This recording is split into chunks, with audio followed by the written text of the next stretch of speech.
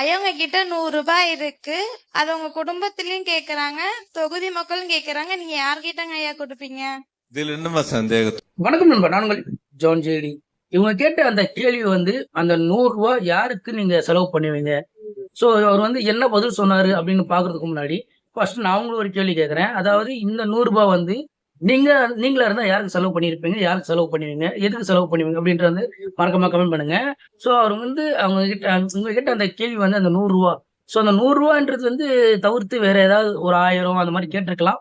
But அவங்க 100 ரூபான்னு ஒன்று மென்ஷன் பண்ணாங்க. ஸோ எதுக்கு 100 ரூபா மென்ஷன் பண்ணாங்க அப்படின்னு தெரியல. ஸோ இருந்தாலும் அந்த 100 ரூபா அப்படின்றது வீட்டுக்கா இல்ல நாட்டுக்கா அப்படின்னு கேட்கும்போது அவர் சொன்ன அந்த பதில் நான் சொல்றது விட அந்த அவர் சொன்னதே நான் வீடியோவா காட்டுறவங்க. ஸோ அந்த வீடியோ பாருங்க.